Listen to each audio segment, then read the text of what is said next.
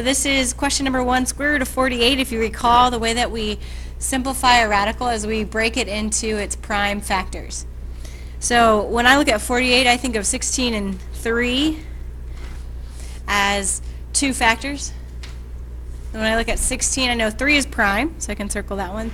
I look at 16 and I think of 4 and 4, which is a pair. Once I find a pair, I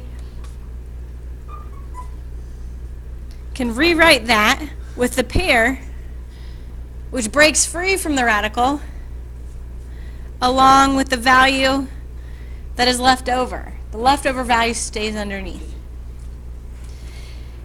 So some of you may have done this a little bit differently, and you may have thought of, oh, 6 and 8. Those are factors of 48. And then you might have found 2 and 3, and 4 and 2. Oh, you have one pair, but then 4 can keep going, and you have another pair. So each time you have a pair, you write a number outside the radical. Here's one. Let's see. Let's make this a pair. So there's a 2 outside the radical. Here's another pair. I'll write another 2 outside the radical. Notice they get multiplied together. And then here's my leftover 3, which has to stay inside the radical. So it would still end up as a 4, radical 3. 2 different ways to do that. Mine was 10.2. That work?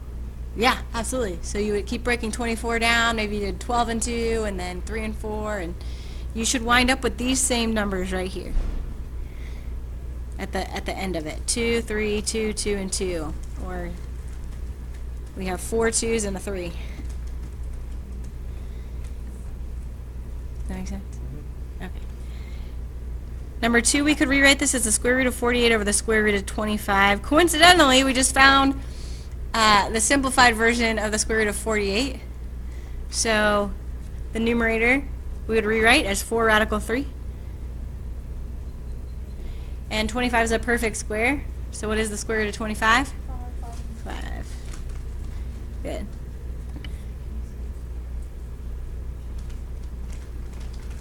Number 3, the square root of x squared. Who knows it? What is the square root of x squared? X? Yes, it's x. Good. So when we're undoing a square, we square root. And you've seen that in solving equations throughout our unit on quadratics. Sometimes when we see it all by itself in kind of a different context, we forget the square root and the square are inverse functions. So the answer is x. And technically, it would be the absolute value of x. Why is that? Because if I plug a negative value in for x, so let's look at an example. If I plug in, let's say x is negative 3. Well, if that's true, then negative 3 squared should equal negative 3, right? Because we said the square root of x squared is x. Well, this would be the square root of 9, which is 3, not negative 3. So you're never going to get a negative value that comes out of a square root. So that's why we use these absolute value symbols. Okay, not something to get super hung up on. We don't spend a whole lot of time on that, but just so you know, that's the technical answer. So for number 4 then, any thoughts on the square root of x to the 4th? What that might be? X squared. Yes, good. So this is x squared. How did you come up with that? I just guessed. Okay, so just kind of good guess. Awesome. So a couple different ways you could think about this. You could think about this, break this down into 2 radicals, both of which are x squared. I could rewrite this. This is equal. They're the same thing. X squared and x squared is x to the 4th. And we just talked about square root of x squared is x. So we just have 2 of those. So we get x squared. That's one way to think about it. The other way, which is going to be important because we're going to apply in the rest and the remaining questions, when you see the square root of x to the 4th, there's actually a phantom 2 here. Okay, it's called the index. This number that is inside the radical right there is called the index, so please go ahead and label that. That is the index. We'll look at cube roots and fourth roots and fifth roots. When there isn't a number there, you put a 2 there. Kind of like if I have plain old x, and I ask, what's the coefficient? What is the number in front of that? You would say, so if I was adding x plus 2x, what would that be?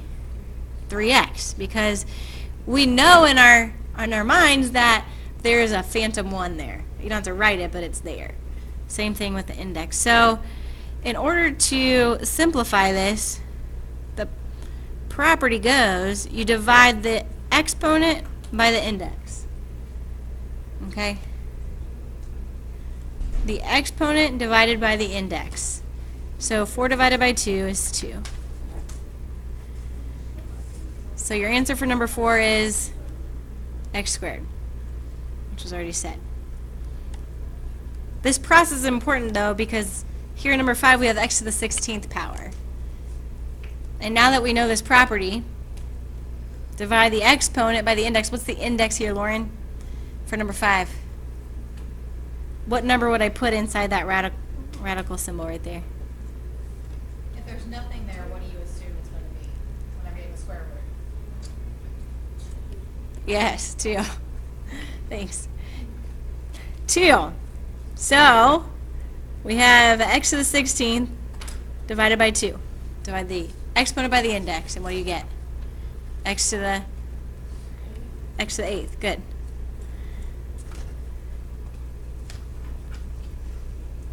And so we become familiar and comfortable maybe with the 2 being there, an index of 2, and then we see a 4 there, an index of 4. But the same property applies, so this is x to the 4th power, divide by the index of 4. It's x to the 1st, which is just, there's another phantom number right there, the 1. We don't usually write a 1 there. Good, it's just x. So some refresher, maybe a little bit of new information for you on exponents. Like I said,